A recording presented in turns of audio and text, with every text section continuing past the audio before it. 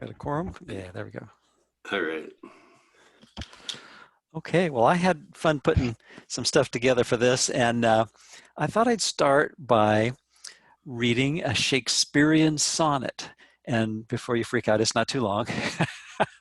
It actually fits very nicely with Workbook Lesson 107, and it goes. Let me not to the marriage of true minds admit impediments. Love is not love which alters when it alteration finds, or bends with the remover to remove. Oh no, it is an ever fixed mark that looks on tempests and is never shaken. It is the star to every wandering bark, whose worth's unknown, although his height be taken. Love's not time's fool, though rosy lips and cheeks within his bending sickle's compass come. Love alters not with his brief hours and weeks, but bears it out even to the edge of doom. If this be error and upon me proved, I never writ, nor no man ever loved.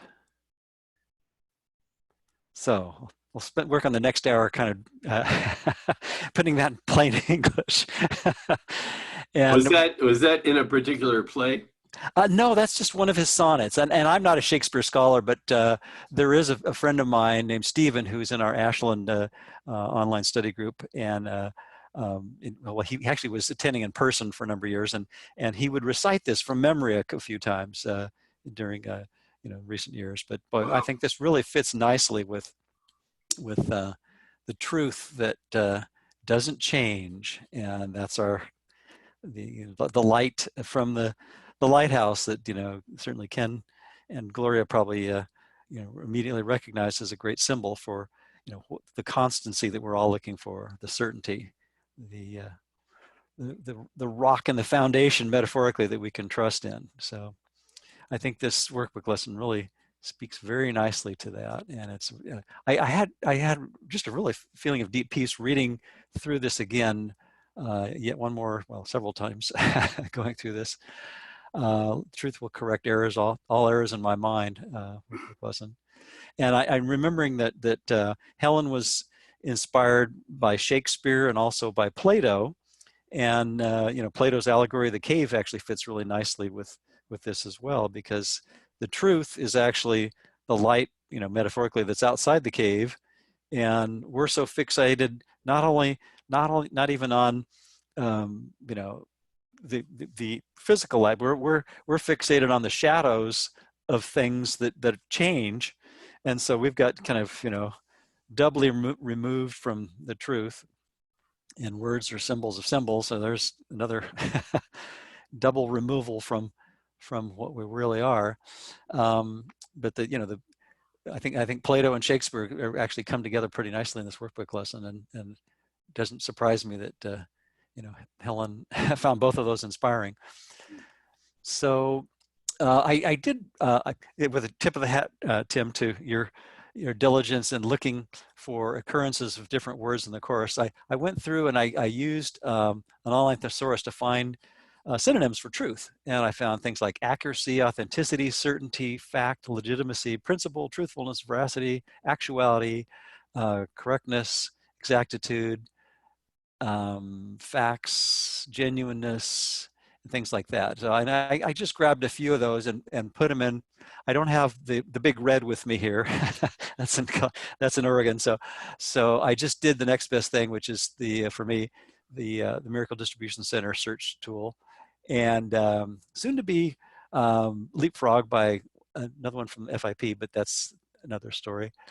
So I put in some words into their search engine and found 369 instances of the word truth. And now this, you'll probably find more in the concordance, because this just gives you the number of hits for sections on the text and workbook lessons and sections in the manual. So there's probably a lot more than that.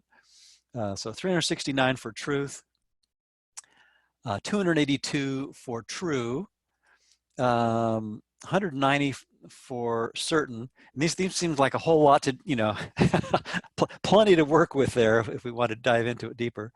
And then going down in number, correct was 130 instances of that, 120 for fact, 110 for right. Bruce, can you just put it in a spreadsheet for us? I'm almost done here. I believe.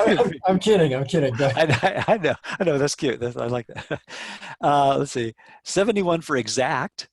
Let's see. 37 for actual. 26 for fixed, which is one of the words in the sonnet that I just read. 9 for genuine. 5 for unchanging.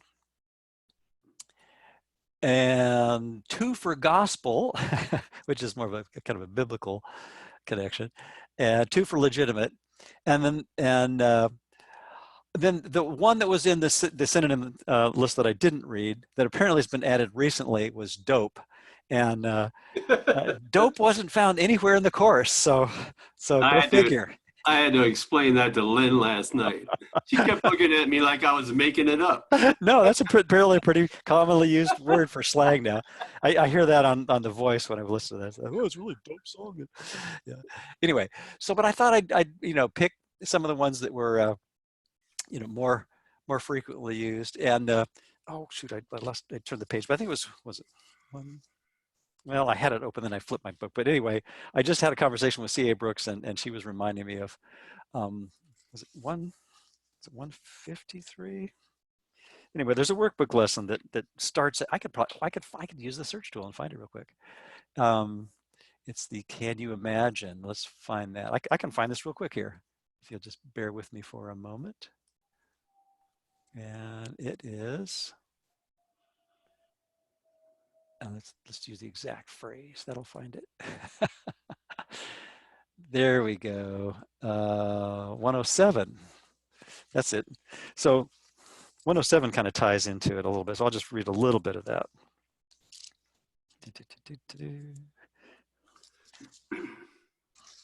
And it's coming up right there.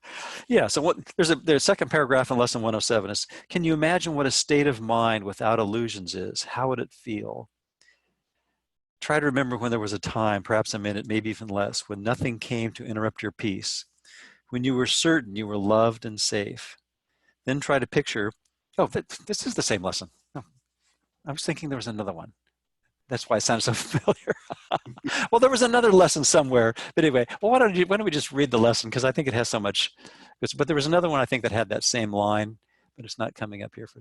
Oh, here it is. Oh, it's chapter 15, the holy instant. That's what it was. I was thinking something 15. Okay, I knew I'd find it. Okay, so the first few lines of chapter 15.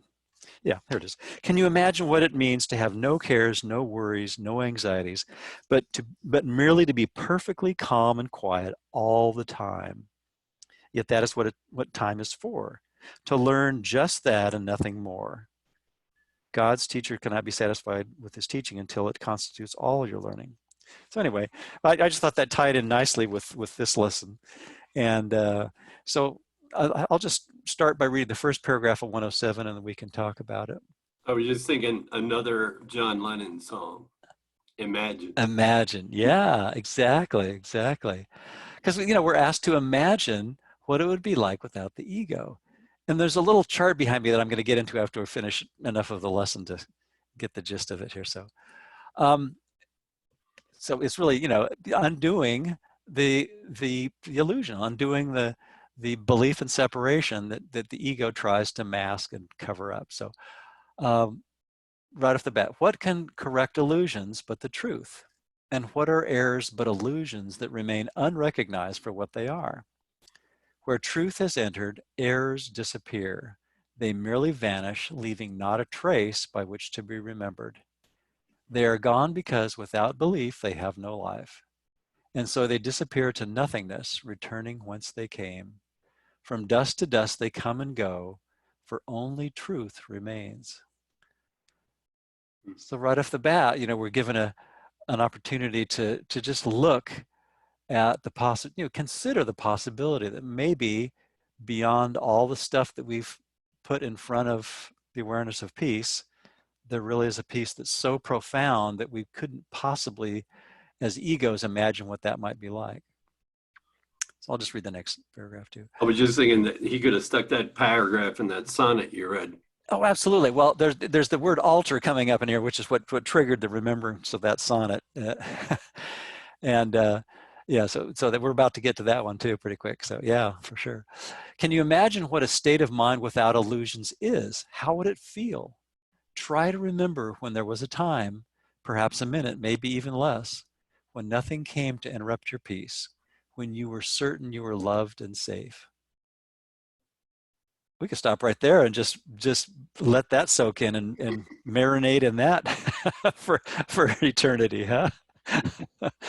Just, to know that we're loved and safe, that right there, and with certainty, with nothing that could possibly shake that. And that's to me that, all those synonyms for truth, it's like, well, if we can get back to that place in our mind where nothing could possibly change what is unchangeable, and recognize that our real identity is that thing, that essence, that awareness, that being, that light that we took with us into the dream.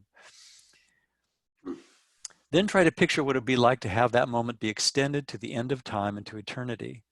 Then let the sense of quiet that you felt be multiplied 100 times, and then be multiplied another 100 more. So I like math. And of course, Ken's quick to point out that Jesus can't count past one. So this must have been a stretch for him, metaphorically. But he's already got us up to 10,000. And then if you skip back to lesson 106, I read that to review, and he's up to 100. No, to 1,000. He goes up to 1,000 in lesson 106. If you read that, you'll find the word 1,000. So he's up to 10,000 here. So I figure by the time he gets to lesson 109, he's up to 1,000,000. And that's C.A. Brooks's favorite lesson, which I just had a conversation with her a couple hours ago about this. So anyway, but 100,000, and then 1,000,000, and then, but just it's building, and I think that's, we think in terms of magnitude because we think it's more and more because, the ego doesn't know how to think in terms of oneness joined as one. So we just need those, numerical metaphors. But I think that's what kind of drew me into studying math and geometry and things like that. Because well, what doesn't change even in the world? Well, the laws of mathematics and the laws of physics, although mathematics is probably a little bit more pristine than physics because, if time and space, are wiped out, if the Big Bang collapses in and of itself, you could kind of maybe conceive of math still having some validity, but then if there's only one thing, then what would you need math for? So, I mean, it's kind of silly, right? So anyway, anyone want to read the third paragraph?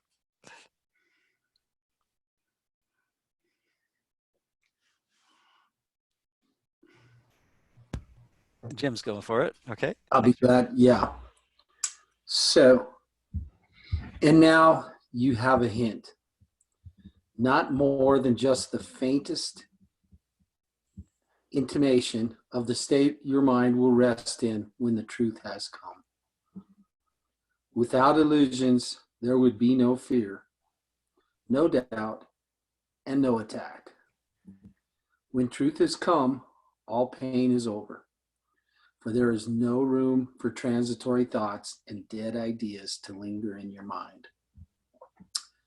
Truth occupies your mind completely, liberating you from all the beliefs in the ephemeral. They have no place because the truth has come, and they are nowhere. They cannot be found, for truth is everywhere, forever, now. So obviously we have some work cut out for us in recognizing that the ephemeral stuff, all the stuff that changes and comes and goes, is what we're fixated on, and we're hypnotized and mesmerized by the idea that that's got to be the real deal. I saw it on TV. I saw it on the TV of my mind.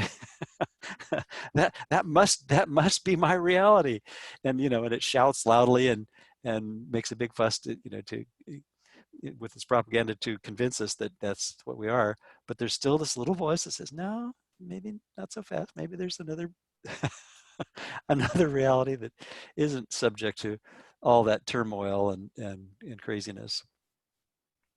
Who wants to read paragraph 4? What was it? Before we move on, I think of another definition of honesty is one of those synonyms that could go with truth. Is honesty in the course's meaning is consistent. Yes, thank you for bringing that up. I thought of that as I was going through this. Yeah, and that's exactly fits in perfectly with the truth. That's the honesty that dispels the ego's lie, which is it's not sinful, evil, or wicked. It's just silly. It's just when you see that it's not true, why would you want to believe an untruth? It's like, what was I thinking? Yeah. Yeah, exactly. Anyone want to read paragraph 4? Yeah, I'll read 4. Okay, thanks, Evie. When truth has come, it does not stay a while to disappear or change to something else. It does not shift and alter in its form, nor come and go and come again. It stays exactly as it always was, to be depended on in every need, and trusted with a perfect trust in all the seeming difficulties and the doubts that the appearances the world presents engender. They will merely blow away when truth corrects the errors in your mind. Any comments on that? I like the blow away part. It's like talking about a feather or a button going through clouds. It's so ephemeral. It is, yeah. It's just it's nothing. Now, from the ego's perspective, it's like this massive, 10-foot thick lead reinforced concrete and, door, or, locked forever shut, blocking out all hope of light or even any electromagnetic radiation, let alone light. And anyway, but that's the whole craziness of the ego's strategy. It makes it seem like this impenetrable, barrier. All of our grievances that we pile up against the light, and forgiveness just from the perspective of the Holy Spirit, we turn it around. It's like just little wisps of dust that can be blown away easily. How about number 5? Any volunteers for 5? I'll do 5. Thanks, Dave. When truth has come, it harbors in its wings the gift of perfect constancy and love which does not falter in the face of pain, but looks beyond it steadily and sure. Here is the gift of healing, for the truth needs no defense, and therefore no attack is possible. Illusions can be brought to truth.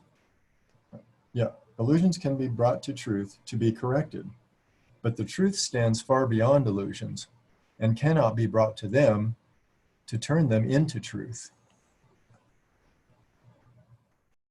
Your thoughts on that, Dave? Oh, if you have Let's see. I had a thought once. Let's. So it just what they're talking about here is that it just gives you the sense that there's something so steadfast and calm that its ability to see through illusion is just unswerving and gentle. And I don't know, I'm just getting more of a feeling about this than any technical words, but that's the feeling that comes to my mind. Yeah, exactly. Yeah, it's really a deeply peaceful place, isn't it? That we're being asked to, consider why we're not wanting to be there more often. Yeah, and I think it's inevitable. Our tolerance for pain may be high, as the Course says, but it's not without limit. And so at some point we're going to say, I think maybe I could try doing this more consistently. How about number 6? Anyone would like to read that? I got it. Truth does not come and go, nor shift, nor change.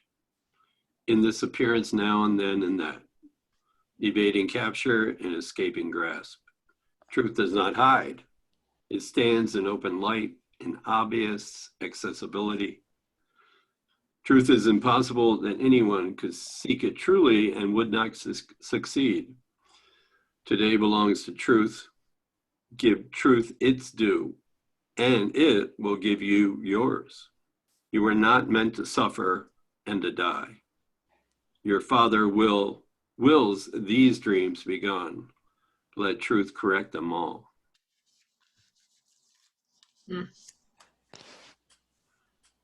And your Cliff Notes summary on that might be? I have no Cliff Notes. No? Oh, come on. You've always got something profound and wise to say, Tim. That's not what to decide, right?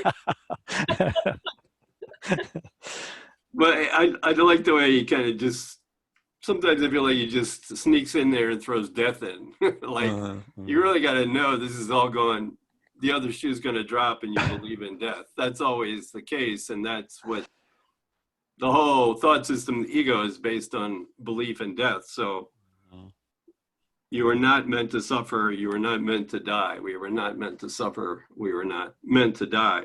The whole thought system of death, the rug gets pulled on it. Exactly. Yep. It's almost like truth or death, you know? Instead of truth or dare. Or dare, yeah.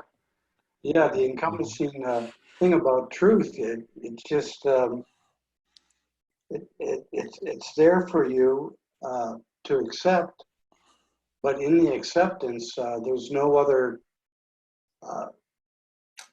there's no other ifs and buts, like, you know what I mean? You accept the truth and nothing else but the truth, you know? Yeah. And that's our challenge, isn't it, Bruce? Because we all kind of hem and haw as egos, but at some point we realize that that's exactly what keeps us stuck in the ego's loop of being at the mercy of the dream, believing that it's the cause. And we'll talk about that in a little bit. Anyone want to read 7? I just wanted to say it's just hard for us to believe that there isn't anything else but truth. It's a pretty convincing hologram, a 3D moving hologram of unimaginable proportions, and yet it's dwarfed by the truth of what we are. That's even more staggering when we think, you know, our real self, the real being that we are, is outside of space and time, outside of the illusion, and its infinite magnitude makes the ego's dream and its projected universe infinitesimal by comparison. I mean, it just, when we even try to contemplate that, it's just like, it's a total mind warp, isn't it? But that's what the Course tells us, is that, you know, what we really are is so lofty, not in a comparative sense. There's no comparison at all. You know, it has no opposite. So it's all, you know, that's the all-encompassing awareness that we took with us into the dream. But it really doesn't have any, there's no way that perfect oneness can be compared with anything that's not itself. And I think that's what we're drawn to. We're drawn to that serenity that transcends any uncertainty, any fluctuation or change or instability. Yeah. And in that sense, it becomes a litmus test for, have I reached that third stage of forgiveness? Like, and one of the ways of describing, you know, we go through the first 2 steps of forgiveness, and one of the ways of describing that ultimate state of the third step is, am I certain? You know, am I kind of, even though I'm still seeing separated images, do I have a sense of the truth right now? Is there any doubt at all? Yeah. And that's not to beat ourselves up. Right. Exactly. Exactly. He's really happy where Jesus is really happy we're at least attempting to do the first two steps. Right. Right. Yeah. And we get a little feedback, and we get a response that reinforces that, because we feel a little more peaceful and a little less upset all the time when we don't buy into the ego's misinterpretation of things. And I've maybe you have the answer to this, Bruce, with your mathematical mind. You know, once all this dissolves down to the nothingness from where it started, you know, what's to prevent us from doing it again? You know.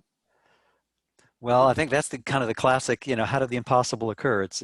And everything that the ego puts out really is a statement, disguised as a question. But sometimes the life's imponderables seem like they're questions, but if we really examine how we're feeling, we realize, well, that's actually a statement. I'm assuming that the basic premise, the basic jurisdiction of the ego's laws of chaos is correct, and from that premise, we're going to draw all kinds of crazy conclusions. But if we listen to Holy Spirit's correction, we see that it had no valid foundation, and therefore the question really is a statement, and it presupposes, an assumption that's not true. And that's what we're trying to get back to, is the truth that doesn't require any fake assumptions. It doesn't require any conditions or any yeah, and even if we did do it again, it doesn't really matter. Even if it is something, it's not really. It doesn't really.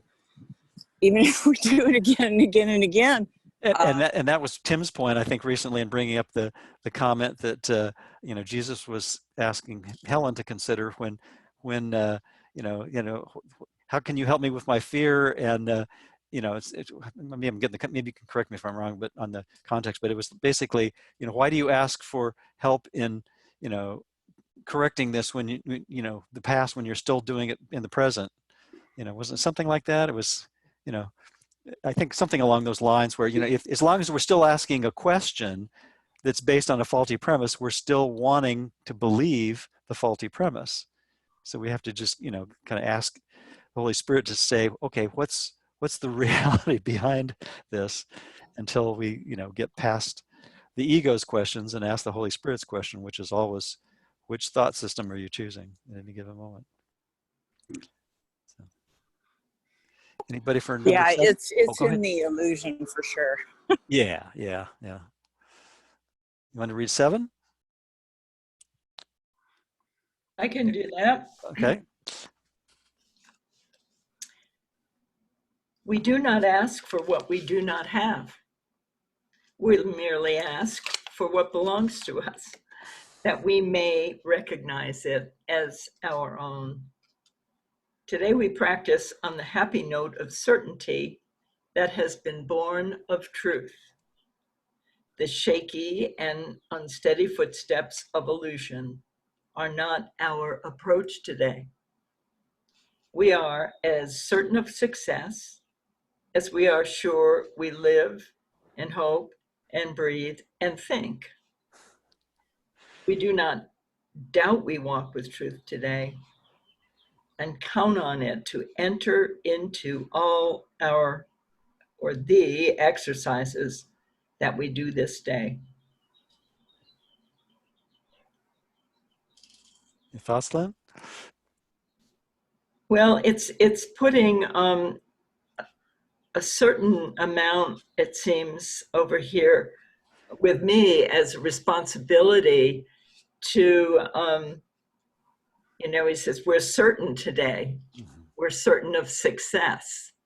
And we've just gone through a series of lessons where they're all about, God's will for me is perfect happiness. And, God has given me everything. And in fact, somewhere in here, I think he said, you already have everything. This is just a recognition.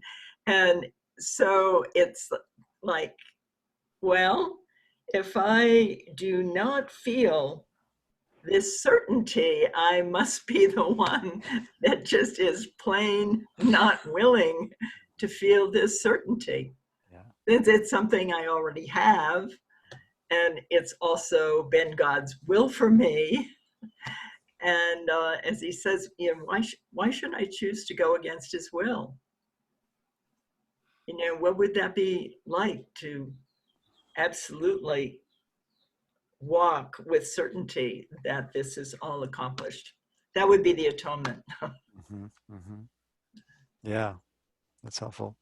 I was also thinking about how, you know, where it says we are certain of success as we are sure we live and hope and breathe and think. I think he's also, in a sense, sort of poking fun in always the most gentle, kind-hearted way of we think as separate selves, we think we live, and that's really the ego's existence as bodies, and we think we have hopes and those bodies breathe and think with their brains, but you know we're pretty sure of that, and yet the certainty he's offering us blows all that stuff out of the water. Basically, he's saying, yeah, you think you're sure of that, but I think I can offer you something even more certain than all that stuff you think you are.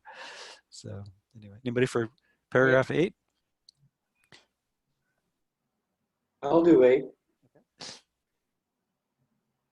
Begin by asking him who goes with you upon this undertaking, that he be in your awareness as you go with him.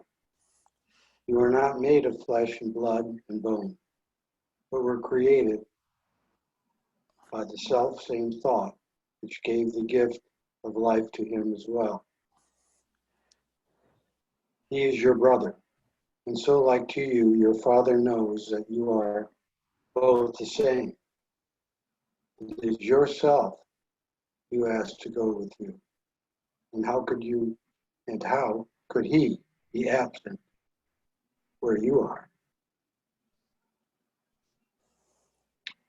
Yeah. Begin by asking him. You know, we do not ask for what we do not have. So that's where we usually start with the ego. You know, we're always asking for something that we think we need.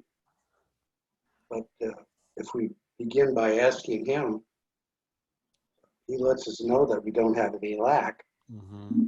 And we ask for our awareness to go with him. Yeah, exactly. You know? Go ahead. Oh, I was just gonna say that reminds me of my favorite quote in the Song of Prayer. The secret of true prayer is to forget the things you think you need, as in the ego thinks it needs. And it doesn't mean that we stop doing stuff in the world. It just means we don't take it quite so seriously, and just kind of have a little inner smile when we do all the stuff throughout the day, and just say, yeah, and this nitty, this isn't it. This isn't the thing that's going to be the be all end all. I can do all those things with the Holy Spirit, you know, hand in hand. I can chew gum and walk, so to speak. I can, you know, keep the idea that I have never left that perfect oneness, that truth in my mind while I go about the things of the day. And, you know, it's just a simple multitasking of doing simple things in the world and not thinking of them as being the be all end all, I suppose. Yeah, I also think he talks about the thought that we all have the same interests together. You know, the thought that gave the gift of life to him as well. Exactly. He is your brother, and so like to you, your Father knows, and you, the capital Y, are both the same. So he's saying to this thought that is the life of the Holy Spirit is the same in you. Exactly. The spirit we all share. Oh, go ahead. Yeah, and it's what we all share. Yeah, yeah. It's completely congruent, identical, and equal. That spirit is synonymous in all of us, right? It can't be different, except in a dream. Yeah. Yeah. Anyone for number 9? Who hasn't read yet? Might like to. Anyone? If not, I'll read. Okay. I can read. Okay. Thanks, Peggy. Peggy Lee. Truth will correct all errors in your mind which tell you could be apart from him. You speak to him today and make your pledge to let his function be fulfilled through you. To share his function is to share his joy. His confidence is with you as you say, truth will correct all errors in my mind, and I will rest in him who is myself. There's a little bit more. One more sentence. Yeah. Uh-huh. Then let him lead you gently to the truth, which will envelop you and give you peace so deep and tranquil that you will return to the familiar world reluctantly.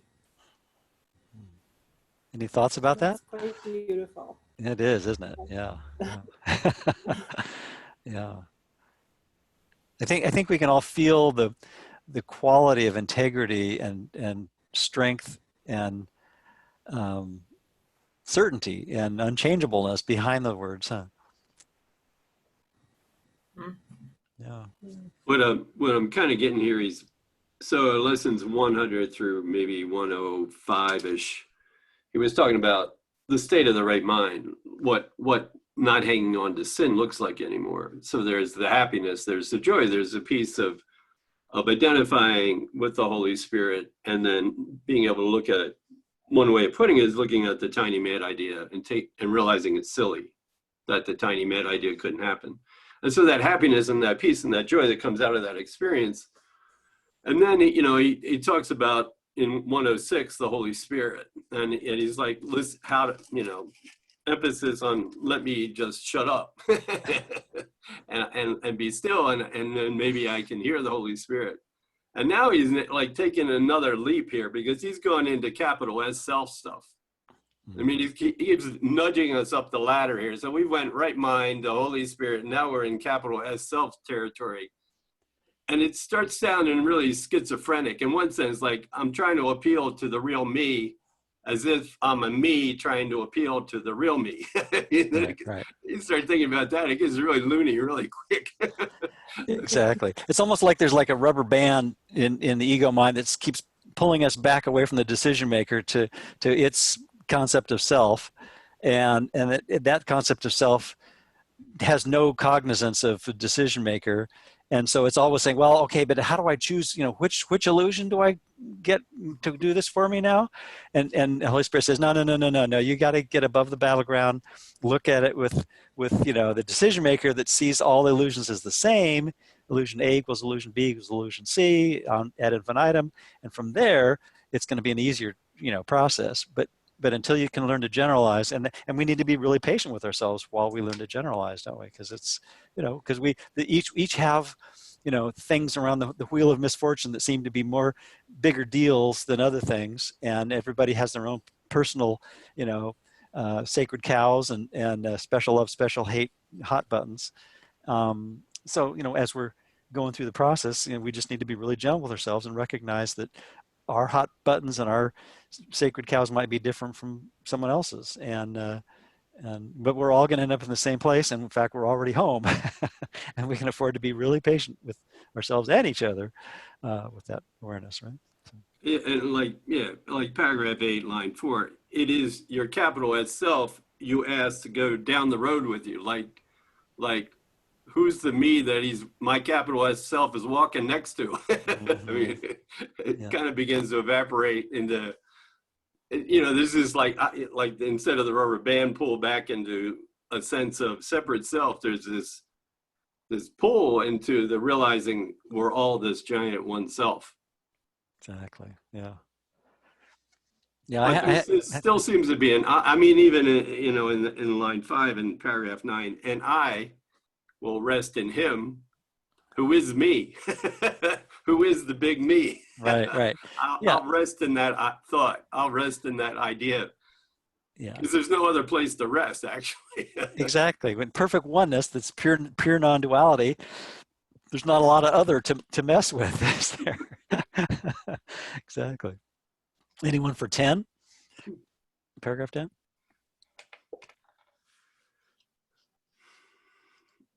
Monica, Alexa, and Bev, Sophia, Robin, Nick.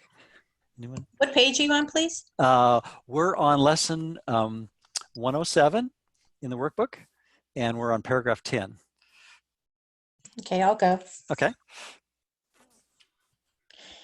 And yet you will be glad to look again upon this world, for you will bring with you the promise of the changes which the truth that goes with you will carry to the world. They will increase with every gift you give of 5 small minutes, and the errors that surround the world will be corrected as you let them be corrected in your mind. And I wish I had my glasses on. Correcting the dream of photons hitting the retina, huh? Yeah, I think we can all relate to that one. Any thoughts on that, Monica? No. Okay. Who'd like to read 11?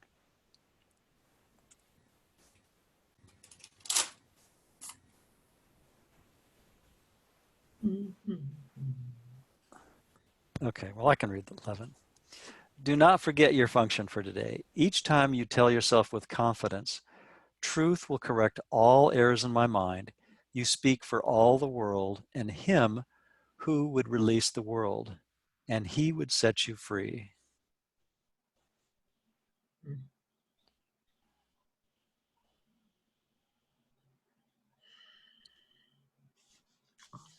That awareness is always just like the Maytag repairman, just waiting around, ready for us to call on him.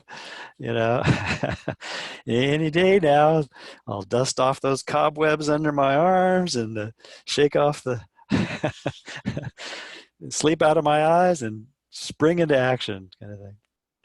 Well, I thought would be any other comments on this lesson and the whole premise of what's unchanging and unalterable. I thought that sonnet really fit, and you know, because it's really the alteration. Another thought that I had while going through this was I've been reading this. Oh, you can't see it with the background. Let's see if I do it that way. There we go. Yeah, Bob Rosenthal's latest book. He talks about the dissociative identity disorder in this book and also the previous one. Not a whole lot about that, but I think it's kind of interesting. The split personality. You know, dissociative identity disorder is, I guess, the fancier term for it. But, you know, the idea that we think that we've split into all these different people, you know, and that's the error that needs to be corrected. And then I think the way to get to that is to basically see how we've projected that out into the world and forgive that projection. So I made a couple of graphics here, and I've got the first of 2 slides behind me. Unless anyone has any other comments on the lesson itself, I'll dive into this a little bit. It's because I had fun putting this together. Any other comments on 107 before we go into this?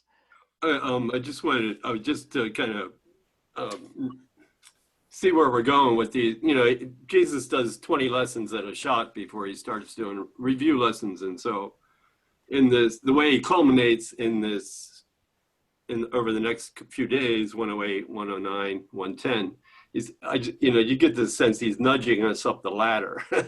Exactly. Because like, you know, suddenly I'm resting in God, which is pretty lawns of heaveny, if you look at it that way. And then I am as God created me. Well, that is heaven. Yeah, exactly. So he keeps like, but in 108, usually when he does something like this, when he kind of leans into the capital S self and tries to give us an experience of it, usually the next lesson he backs off a little bit because he knows he's scared us to death. Right, exactly. And now he's going to talk about giving and receiving. Don't worry about anything else. Just try to get hold of giving equals receiving. You can do that. Maybe capital S self is a bit down the road. But just for right now, before you go totally lawns of heaven, you know, look at, just hang on to giving equals receiving, and that'll take you to truth. Mm-hmm. To give and to receive are one in truth. So just, you know, a perspective on where this is going, so we don't get too scared. Exactly. Yeah. There does seem to be that, you know, within the context of the course's developmental, it's some rhythm to it, so that it, you know, we have a little ease, and then, you know, actually in the Masonic lodge, it's from labor to refreshment and back to labor, you know, kind of thing. So from many moons ago. Yeah. But anyway, but yeah, that's the whole process, isn't it? Just, you know, kind of applying and then you know, reintegrating and then going forward again and reapplying. So, and then we keep coming back to it over and over. We need the repetition to work through all the barriers that we've placed there until we can really generalize. Yeah. And on that note, we're really ready for charts now, boys. Charts. Oh, good. Well, this is kind of a more general chart, but I think it actually ties into today's lesson as well, because it is about correction. And so I put this as, I was trying to come up with something that describes and, you know, kind of graphically the shields of oblivion. And so I was thinking about the Wizard of Oz and that curtain.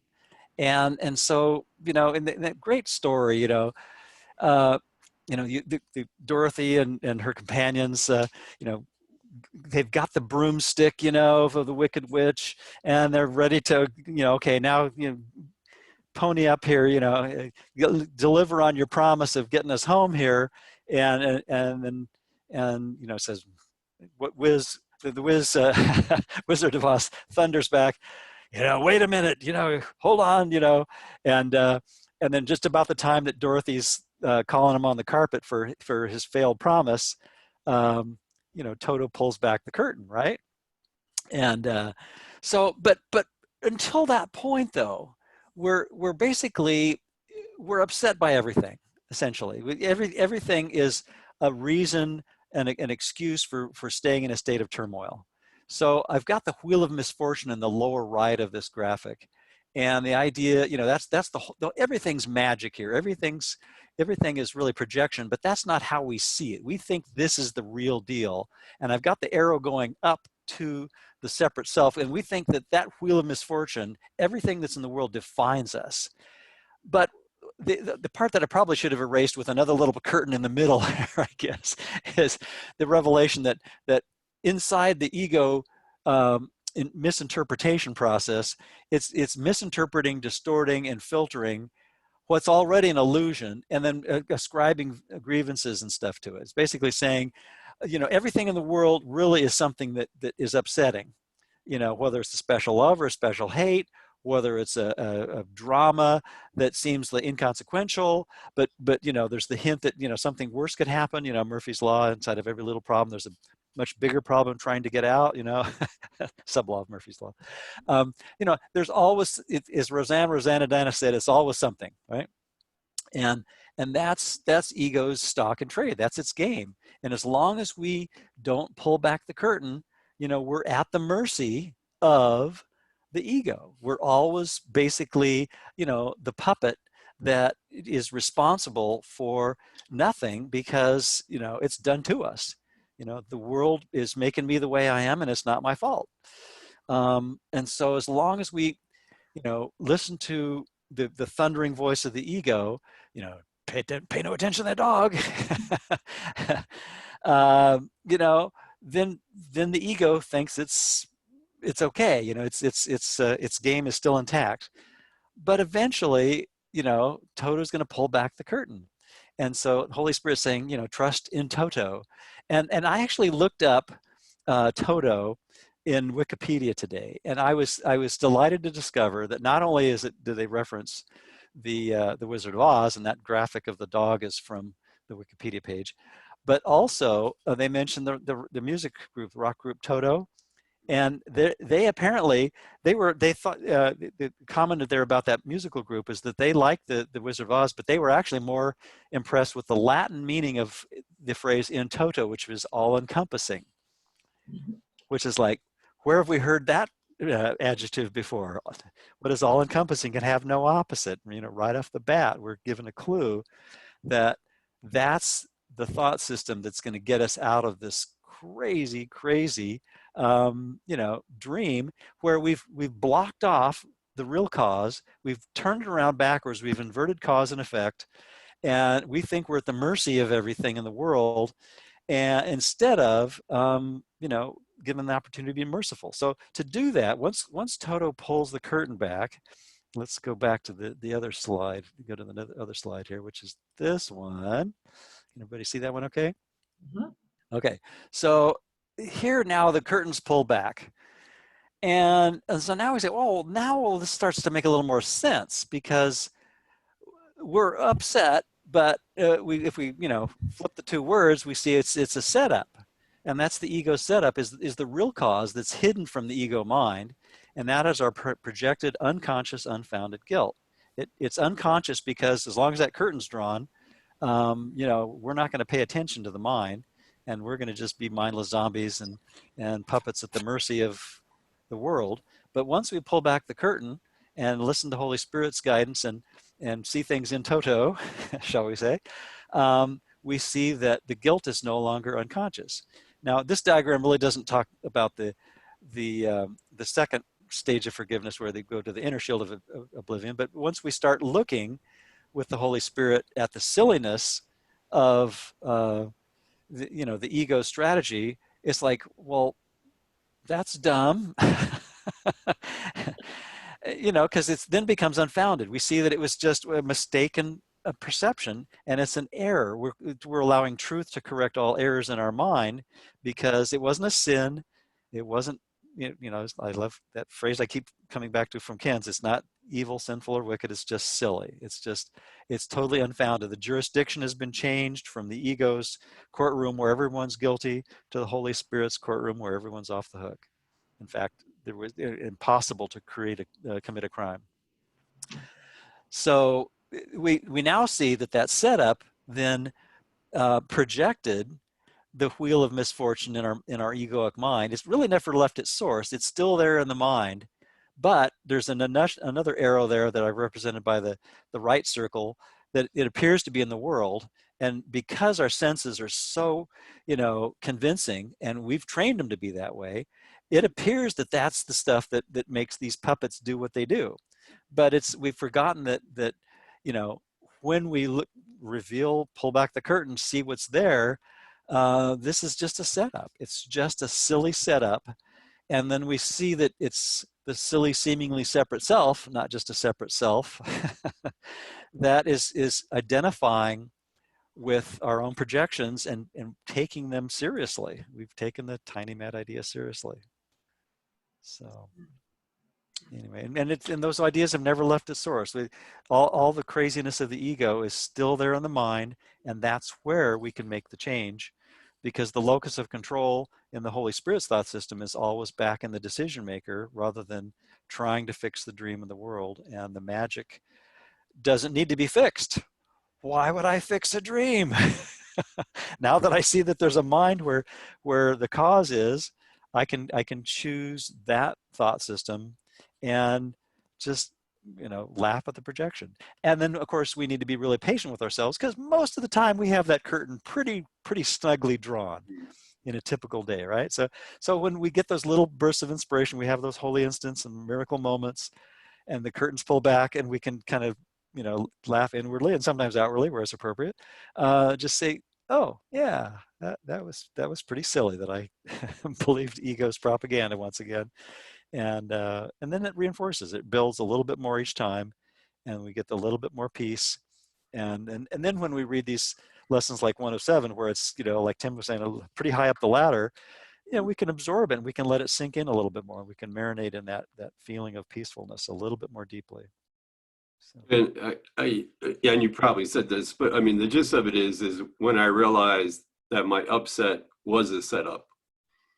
I mean, it's kind of waking up. Yeah, exactly. The upset was really a setup. Exactly.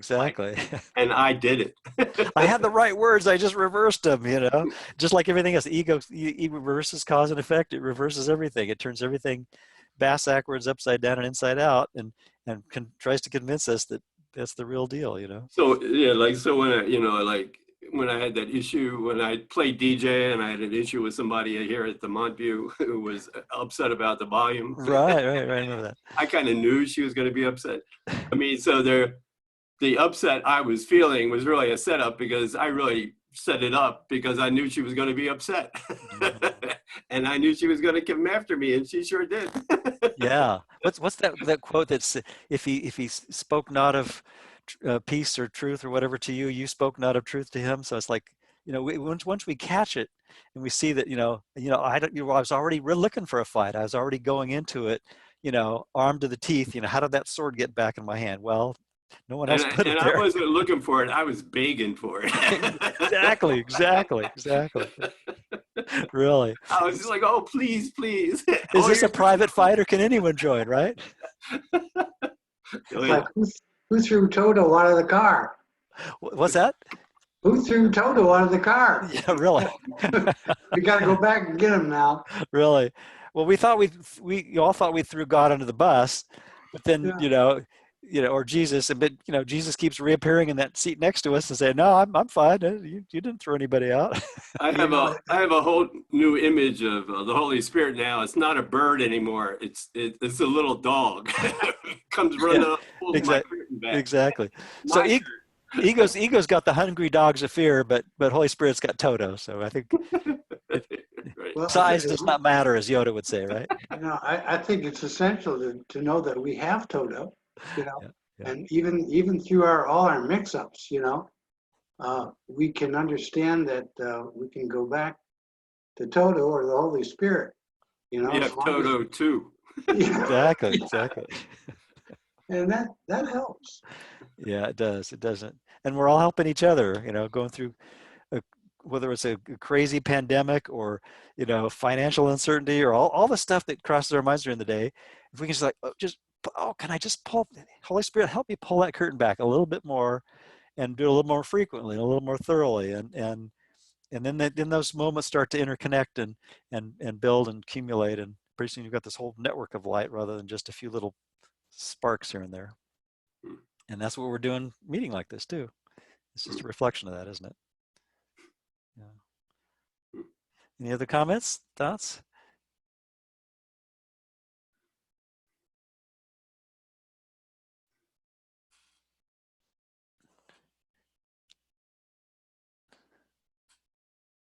Who else?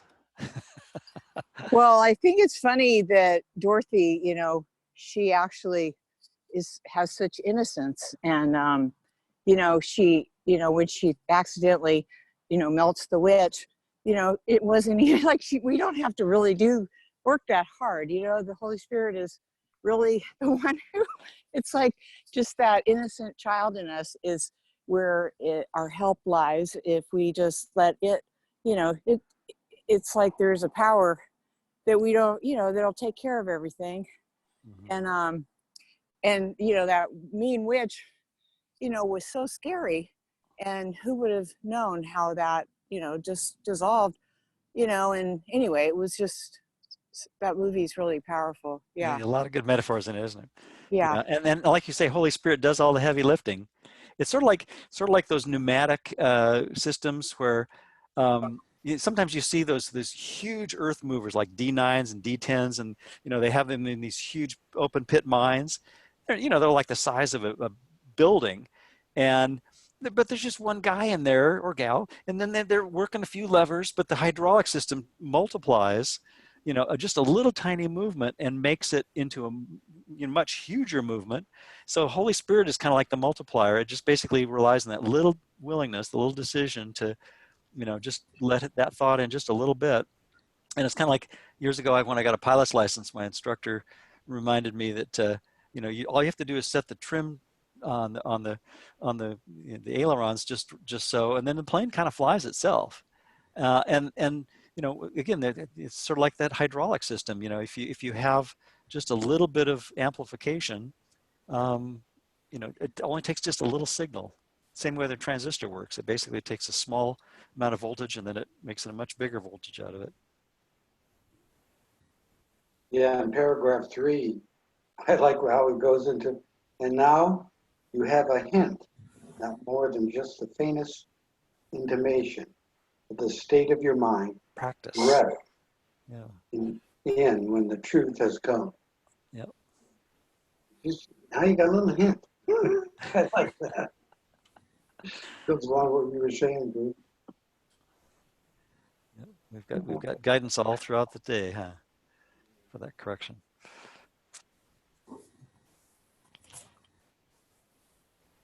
Well, that's all I put together. So anyway, hope that was fun. Thank you. Bruce. Very good. All right. Thank you, Bruce. That was a lot of fun. Thanks all. Thank It was really good. Have a good evening, all. Yeah, have a great weekend too. Yeah. Thank you. Good night. Oh, and Lynn and Whitney are on tomorrow at 10 a.m. 10 a.m. tomorrow. Correct? Correct, Lynn? Yes, 10 a.m. Mhm. It's a surprise. It's always a surprise. Me too. See ya. See you tomorrow. Thanks. Good Thanks. night.